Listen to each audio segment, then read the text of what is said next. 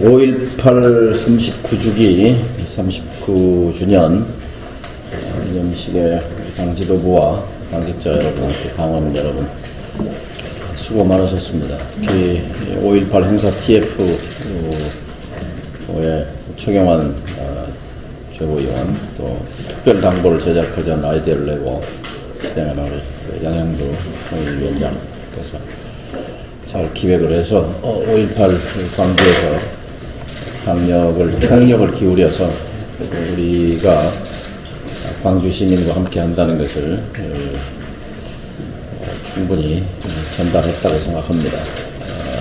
5.18은 끝난 게 아니고 당보의 제목처럼 이제부터 본격적인 시작입니다. 5.18의 온전한 진실을 규명하기 위해서 우리가 할 수 있는, 민주평화당이 할 수 있는 노력을 지금부터 더 총력을 기울이겠습니다. 문재인 대통령에게 두 가지를 요구합니다. 하나는 국군 통수권자로서 광주에서도 여러 번 강조했습니다만 우리 당의 보안사 초난실에 근무했던 직원으로부터 신분을 밝힐 수 없지만 자신이 10년 이상 그 당에 근무했기 때문에 이런 사실을 알린다고 하면서 제보를 해온 게 있습니다. 문재인 대통령은 첫째, 보안사 기밀 창고를 열어 젖혀야 합니다. 보안사 초난실에는 80년 당시 30여 명이 근무했고 전두환 체제 등장 이후 100여 명으로 증원됐다고 합니다. 80년 5월 당시 보안사령관은 전두환, 대공처장은 이학봉, 대공처 담당이었고 또 보안사에 상황실이 설치되어 있었고 실시간으로 전국에서 수집한 첩보와 정보를 분류해서 보관한 것이 현재 과천 안보지원사령부 지하실에 고스란히 보관돼 있다는 것입니다. 보안사가 당시 정권 찬탈의 주범이었고 사실은 그 이후에도 댓글 공작, 세월호 공작 등등 온갖 나쁜 짓이라는 나쁜 짓, 악행을 저질러온 악의 본산으로 지금 지탄받고 있는 보안사의 지하창고의 그 5월 진실을 밝혀내지 못할, 그걸 드러내지 못할 하등의 이유가 없습니다. 국군 통수권자로서 국방장관에게 특명을 내려서 문서검증단을 파견하고 샅샅이 5월의 문서들을 검증하고 국민 앞에 보고해야 할 것입니다. 5.18 기념식에서 문 대통령은 국회 진상규명위가 발족되면 문서 자료 등을 충실히 제공하겠다 이렇게 언급했습니다. 국회에 제출할 것이 아니라 그 전에 대통령으로서 권한을 충분히 행사할 수 있다고 생각합니다. 5월 20일 또는 21일 발포 전에 보안사령관 전두환이 어떤 헬기를 타고 어디에 와서 누구의 영접을 받고 어떤 지시를 했고 몇 시에 돌아갔고 사령관의 행적 일체가 보안사 창고에 있습니다. 39년이 되도록 희생자는 있고 쏜 사람은 있는데 발포 명령자를 밝혀내지 못했다는 것은 어불성설입니다. 손바닥으로 하늘을 가리는 그런 신군부 세력의 변명 하나를 꿰뚫지 못한 그동안의 무능과 무책임을 한탄합니다. 따라서 문재인 대통령이 나서서 기밀문서라는 이름으로 진실을 꽁꽁 싸매고 있는 공인을 해제할 것을 요구합니다. 그 일을 할 수 있는 사람은 오로지 문재인 대통령 한 사람뿐입니다. 두 번째, 미국이 갖고 있는 5.18 관련 기밀문서를 공식적으로 요청해야 합니다. 6월 하순 트럼프 대통령이 서울에 옵니다. 정상회담을 합니다. 당연히 문재인 대통령은 트럼프 대통령에게 5.18 기밀 자료를 요청해야 합니다. 김용장 미 육군 501 정보단 요원이 증언하기를 5.18 당시 40건의 보고서를 직접 썼고 당시 카터 대통령이 3건을 직접 읽기도 했다고 증언했습니다. 보안사령관 전두환이 광주에 헬기를 타고 내려온 일, 또 도청 앞 헬기 사격, 시신 화장 처리, 공수부대 성폭력 사건 등 중요한 사실이 다 포함되어 있다고 증언한 바 있습니다. 또 재작년에는 미국 언론인이 미 국무부와 주한 미국 대사관 사이에 주고받은 비밀 전문 체로키 파일을 공개하기도 했습니다. 미국이 5.18에 대해서 보고받고 알고 있는 모든 것을 한국 국민에게 공개하고 보고하는 것은 동맹으로서 마땅히 해야 할 일입니다. 국가폭력 수단을 사용해서 국민을 학살한 사건과 관련해서 진실을 밝히는데 미국이 협조하지 않을 이유가 없다고 봅니다. 따라서 문 대통령이 트럼프 대통령에게 5.18 관련 자료 일체를 협조 요청해야 한다고 주장하는 것입니다. 민주평화당은 군사기밀 공개를 요구하는 보안사에 군사기밀 공개를 요구하는 활동을 벌여나갈 것입니다. 군사기밀보호법 구조에는 모든 국민은 군사기밀 공개를 국방부 장관에게 문서로 요청할 수 있다고 규정되어 있습니다. 그 조항에 보면 국방부 장관은 다음 사유에 해당할 경우 군사기밀을 공개할 수 있다고 명시했습니다. 첫째, 국민에게 알릴 필요가 있을 때 당연히 알릴 필요가 있지 않습니까? 두 번째, 공개함으로써 국가 안전보장에 현저한 이익이 있다고 판단될 때 신군부의 권력 찬탈 과정을 낱낱이 공개하는 것은 국가 안전보장에 현저한 이익이 있다고 분명하게 판단할 수 있습니다. 5.18의 진실을 국민에게 알리는데 민주평화당이 최전선에 서서 최선의 노력을 다하겠습니다. 그리고 이번 주 수요일 마이크를 빌려드립니다. 국민경청 최고위는 5.18 당시 발포 명령을 거부해서 경찰국장 직위에서 면직되고 그리고 보안사에 끌려가서 고문을 당했던 안병하 전 전남 도경국장의 아들 안호재님과 그리고 도경국장의 명을 받아 목포경찰서 관내 무기들을 모두 섬으로 옮기고 민간인에 대한 폭력 행사를 금지했던 이준규 총경 목포경찰서장은 고문 후유증으로 그해 사망하셨습니다. 이준규 목포서장의 사위되는 분을 모셔서 5.18의 증언을 듣고 당시 시민을 향해 총뿌리를 겨누라는 신군부의 명령을 거부했던 두 진정한 시민 경찰 직원의 유족의 얘기를 경청하고자 합니다. 이상입니다. 네, 다음으로 유성영 원내대표님의 발언을 듣겠습니다.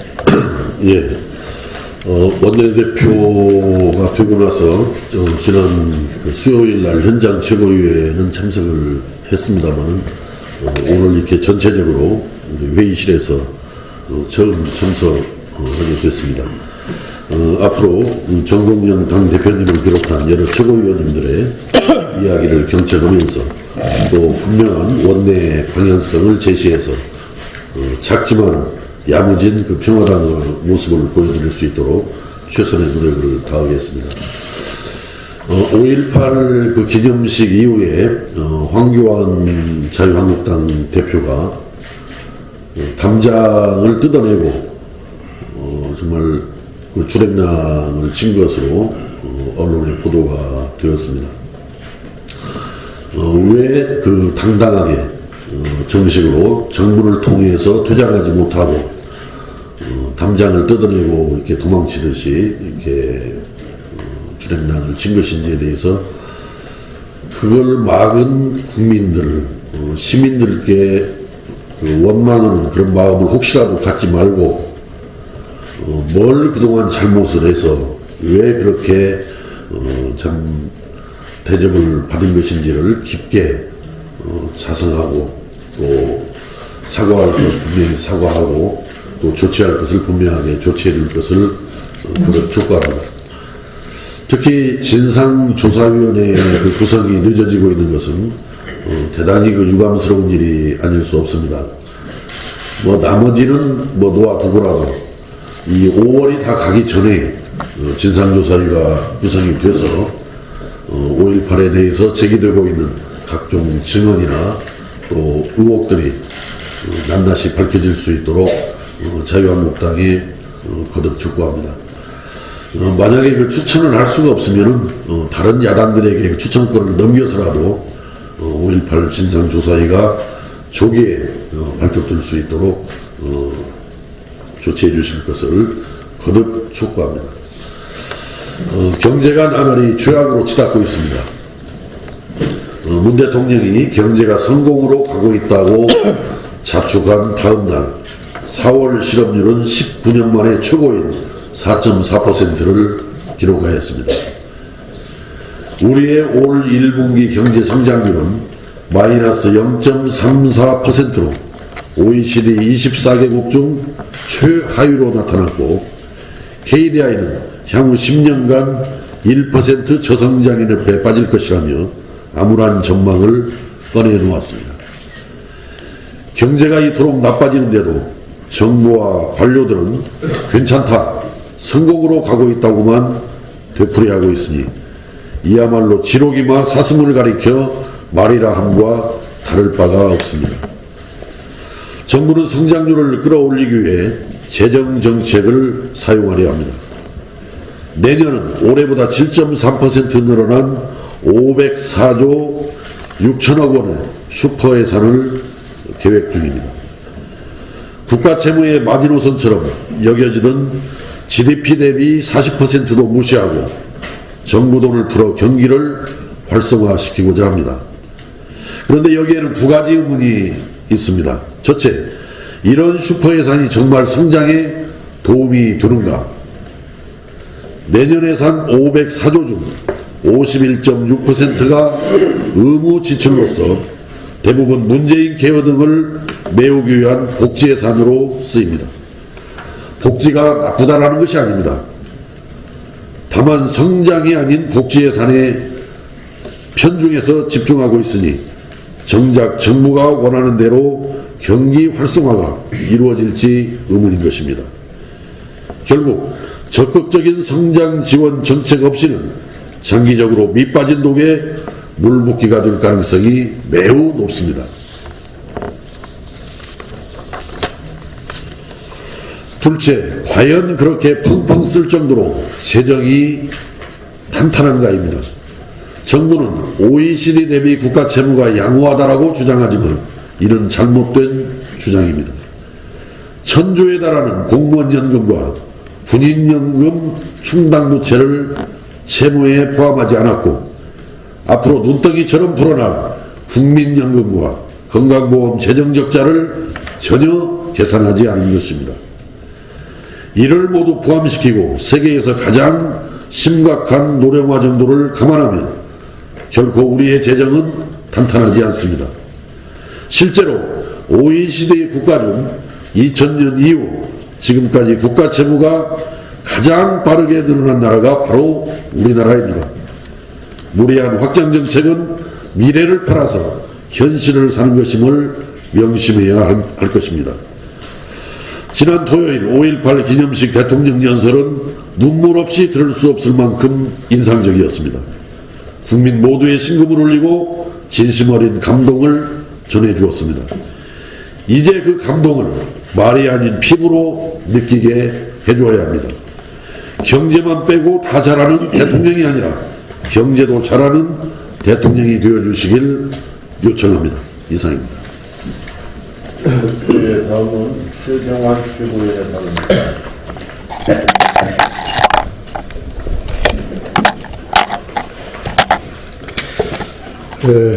5.18은 지난 18일 토요일 주무식으로 끝난 것이 아닙니다. 27일까지 5.18 주간은 계속됩니다. 지난 18일 행사로 우리 정치권이 해야 할 일이 분명히 있습니다. 더 이상 5.18 폄훼하지 말자, 또 온전히 기억하자, 또 진실을 낱낱이 밝히자, 이거였다고 생각합니다. 그런데 지금 18일 이후 정치권의 5.18 공방에 대해서 매우 유감이다 이런 말씀을 드립니다. 지금도 정치권은 제대로 반성을 안 하고 있습니다. 5.18 진상규명이 출범이 미뤄지고 있는 이유는 자유한국당의 부적절한 또 자격 미달의 위원 추천에 있습니다. 제대로 된 자격을 갖춘 위원을 추천하면 되는 일입니다. 민주당에게도 말씀드리겠습니다. 민주당 5.18을 정치 공방으로만 가져가지 말고 문제 해결에 앞장서야 합니다.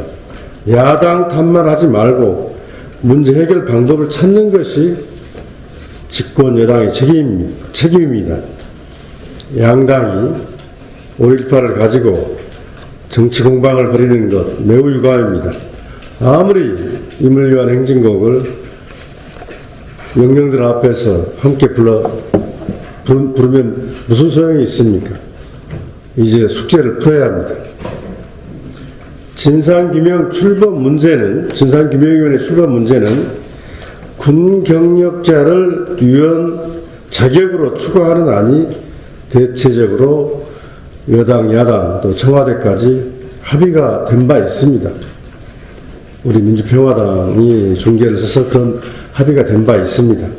두 당은 27일까지 5.18 주간이 끝나기 전에 5.18 진상규명위원회 출범 관련한 법률 개정에 합의를 하고 5.18 진상규명위원회를 출범시키자 제안합니다. 싸우고 다투면서 허송세월해서는 안 됩니다. 이번 5.18 기념식에서 확인된 시민들의 뜻을 받들어서 진상규명위 출범을 서두르자 말씀드립니다. 이상입니다. 네, 더 이상 받아가실 의원님이 안 계시면 비공개로 전환할 수 있도록 하겠습니다. 오늘 여러분 협조 부탁드립니다.